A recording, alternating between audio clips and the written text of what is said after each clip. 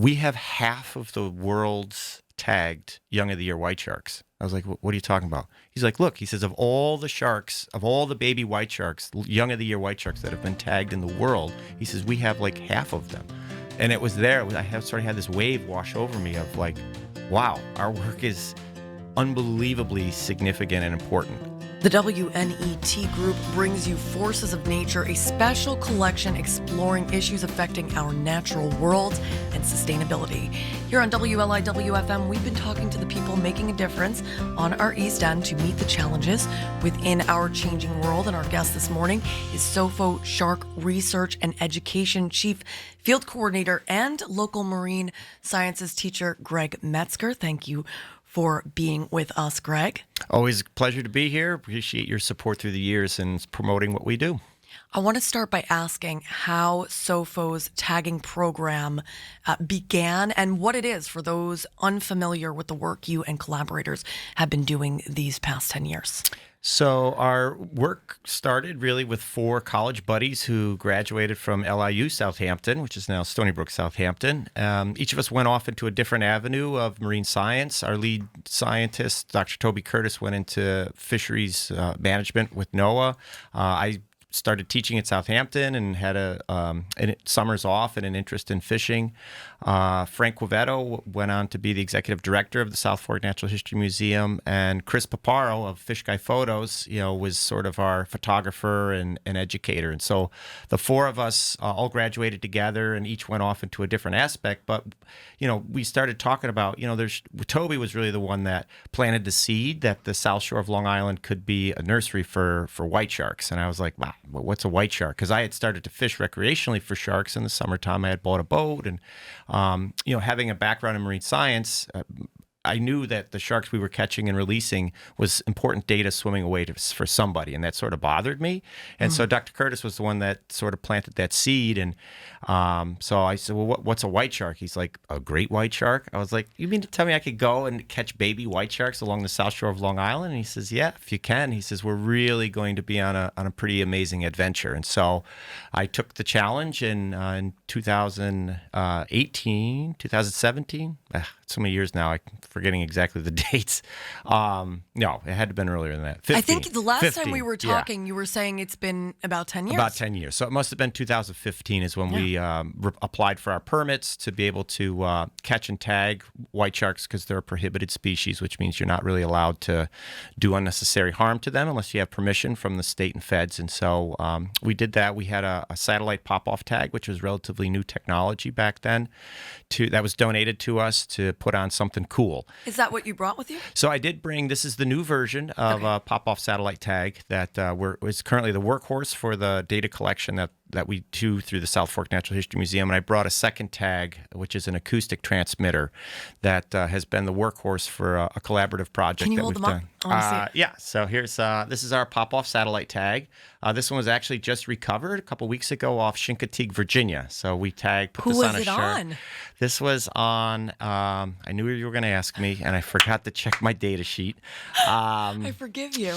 I believe So this many was sharks, so little time. Yeah, and they all blend together. People get very cranky with me as well, because they're like, yeah, don't you remember when I was on the boat? I was like, Oh, please. you're one of 75 Like, people. I can't remember what I ate for breakfast yesterday. Yeah, I believe this was on a spinner shark. I believe it was either a spinner shark or a sand tiger shark. And the last time we spoke, this is sort of jumping forward into my questions, but as far as the biodiversity and the real life changes that you and other researchers have been witnessing in the past 10 years, as far as the biodiversity of the sharks, I'm not surprised somewhat to hear you say that you're confused, because aren't you seeing more types of sharks than you did at the start of this thing? Yeah, the suite of sharks that we interact with on a yearly basis has really shifted. In the early days when we first started, there was a lot of blue sharks. I mean, I think that we hold the record for us. It's like 21 blue sharks that we caught in one day. Oh, and also make sure that you talk about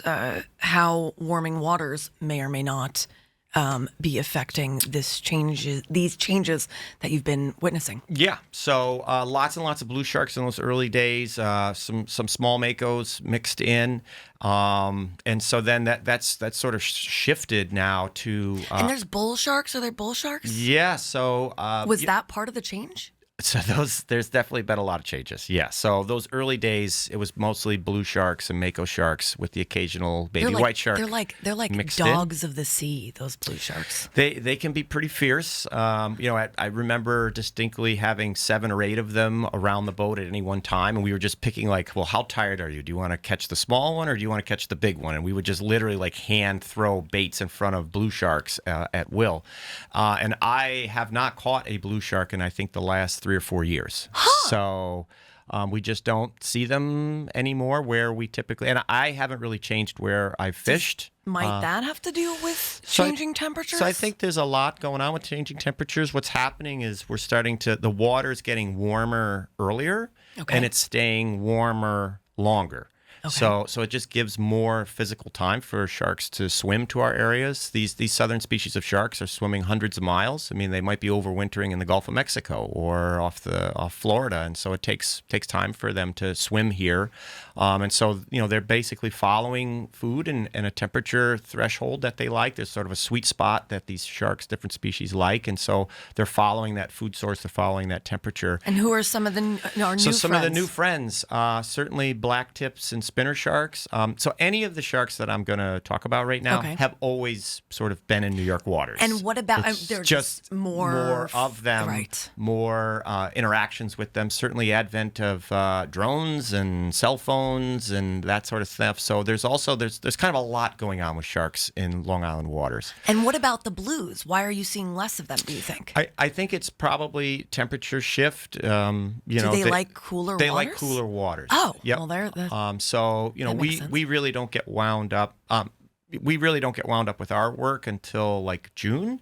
So it might be that those blue sharks are coming through sooner than what we're out there. It may be that they've changed and they're just traveling farther offshore. I mean, I'm sure that there's people listening that are like, that guy, I don't know what he's talking about. We get blue sharks all the time. Well, so certainly off Montauk. I remember seeing them off Montauk on the Block Sea Island. Turtle, but this was again going back closer to 10 years so ago. I know that those guys see blue sharks year-round and lots of them. I'm just saying, as far from as my what you're perspective tagging. and from where where do you we guys tag? Yeah, so we pretty much tag from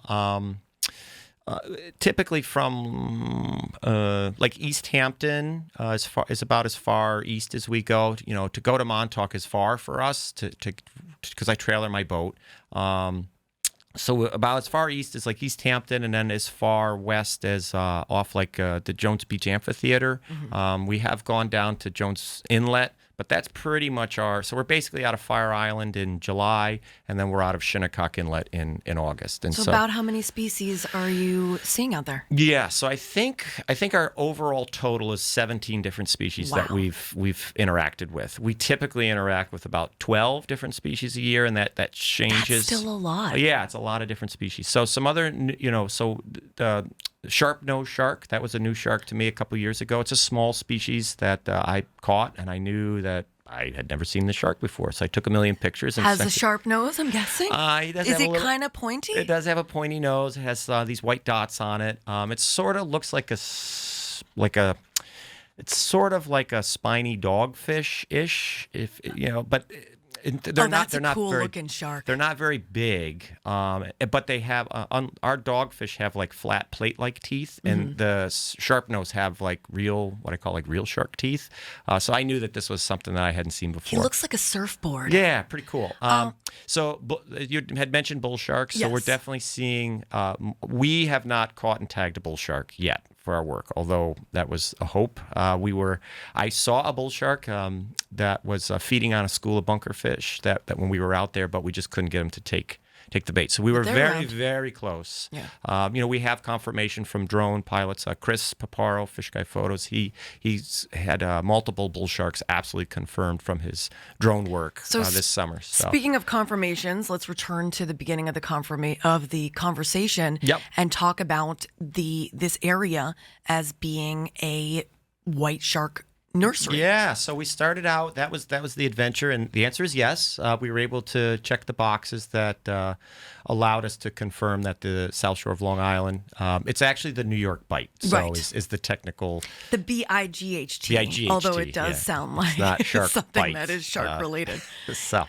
Yeah, so our work, and I feel like But that's huge, right? I mean, talk about your trip to Australia, was it? Yeah, yep. So we went. So we were able to confirm that the New York Bite is a third known confirmed nursery for white sharks in the world. So prior to us confirming this, there were two, one in Southern California and one in Australia. So both confirmed nurseries to the world were in the Pacific Ocean. We have the first confirmed in the Atlantic Ocean. That's a wow, and because so little is known about how sharks reproduce. Yeah, so white sharks to me I think is the most iconic animal on the planet. I mean, I don't know anybody that has access to a TV or that knows about sharks that wouldn't.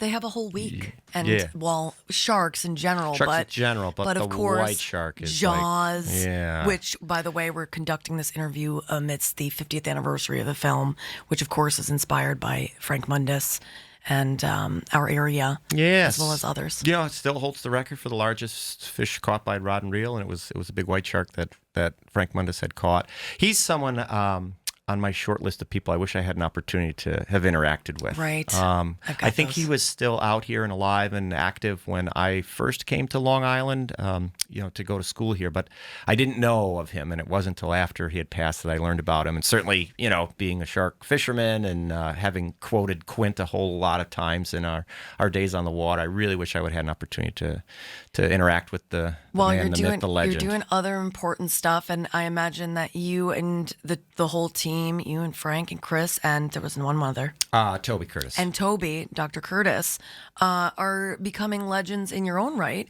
Talk about,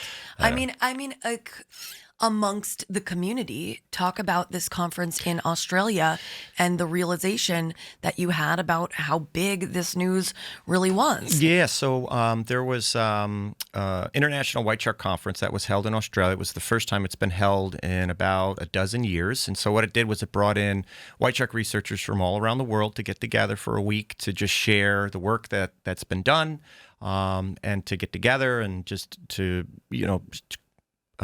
talk about what's going on and share ideas and that sort of thing. And so one of the slides that one of the presenters sort of like put a culmination of all known white shark data and tags and stuff like that, sort of like a breakdown of the world. And they had it organized in different areas and stuff like that. So Toby leans over. I was sort of glassy-eyed. It was later in the day after lots and lots of charts and data and stuff. And he says, look at that slide. So I was like, what? He says, we have half of the world's tagged Young of the Year white sharks. I was like, what are you talking about? He's like, look, he says, of all the sharks, of all the baby white sharks, Young of the Year white sharks that have been tagged in the world, he says, we have like half of them. And it was there. I sort of had this wave wash over me of like, wow, our work is unbelievably significant and important. Yes. And so that's sort of motivated us this year, this coming field season, to get back out. Because for the last 4 years, we've been... So we're always sort of targeting these baby white sharks, but we had a really big collaboration with Stony Brook University to tag a tremendous number of sharks in a 4-year period. And so that really has occupied all of our available time to try to make good on that project. And so this was year 4, and so we're looking forward to going back to trying to catch and chase and tag some more of these baby white sharks. And that will complete the 4-year study. So the 4-year be? study has been completed from our it's done. perspective. So we had 4 years to catch and tag 300 individual sharks. It was 100 dusky sharks, 100 sandbar sharks, and 100 sand tiger sharks. And so this is a very lofty goal. And thankfully, to the hard work and dedication of our team, which includes myself getting out on the field, and my boat captain, but we also have Captain Walter Zubilionis and Captain Matt Burkhout. So the 3 of us each have our own boats and crew and stuff to be able to go out and try to catch these and tag these animals. And so we came darn close.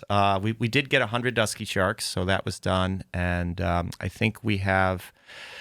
what was it? I think we have 80 some sand tigers and 80 some sandbars that were tagged. So we were short just a handful of sharks from meeting that 300, but nobody's complaining about our work. What will that data be used for on the Stony Brook side? So this is to support offshore wind initiatives. So these 3 species of sharks typically interact with the bottom, and so this study was to see sort of get a baseline of what their migration patterns were like along the south shore of Long Island before construction and then after construction with the cables. So the windmills are offshore, but there's these 3 giant cables that are bringing the power onto the shoreline. Right. And so sharks have the ability to detect weak electrical signals. And so the question that we're looking to answer is, is that going to disturb their them? migration patterns? If it does, how does it do it? What do they do? So, so stay tuned. The power's partially turned on, but it's not fully turned on, and I'm not totally following all of it, but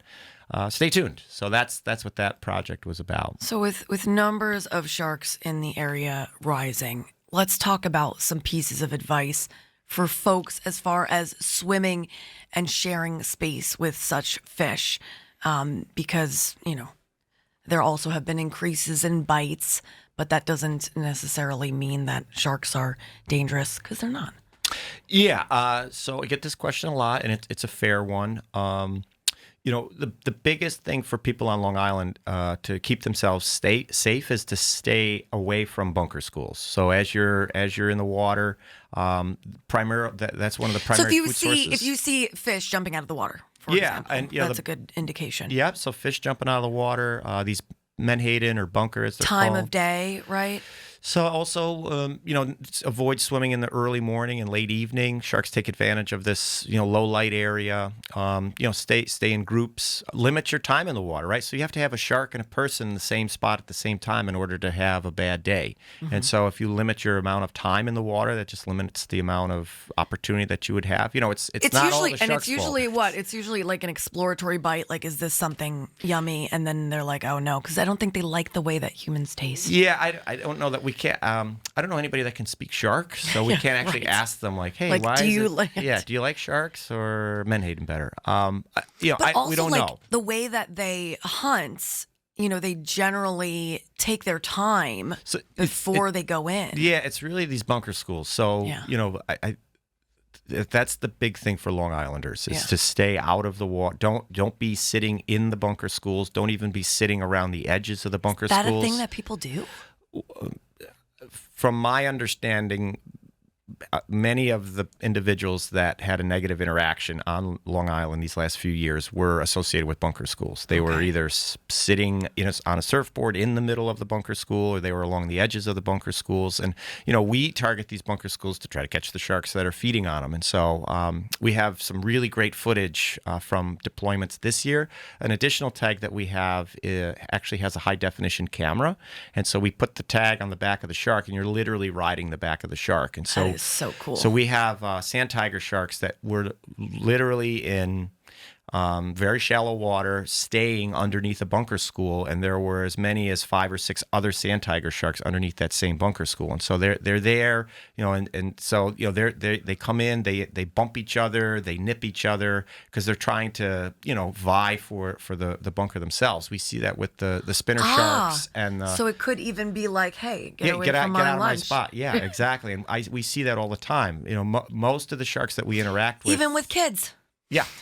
Most of the sharks that we interact with are about 100 pounds, 5 or 6 feet long. Yeah. What's the average person? About 100 pounds, about 5 or 6 feet long. So, and we see them, like I said, nipping each other, bumping into each other. Oh, that's so interesting. Okay, so this is like contrary to the, you look like a seal on a surfboard, maybe you also look like another shark. Yeah, or you're just in the way, the shark's coming in and biting. I mean, they're in feed mode. Yeah. I don't know. We can't speak shark, but I've spent bazillions of hours just watching them and studying them. I like that number. The other thing that we interact with a lot are a lot of baby sharks. So we most of the dusky sharks that we caught were less than a year old. So it's possible that They're just learning to shark, they're guys. learning what food is, what Right. food isn't. You know, Yes. I mean, we've thrown watermelon rinds in the water and seen these small dusky sharks come up and take a nip out of it. So it might be that some of these negative interactions were a baby dusky shark running into a human for the very first time ever in its life, and it explores with its bite. And I don't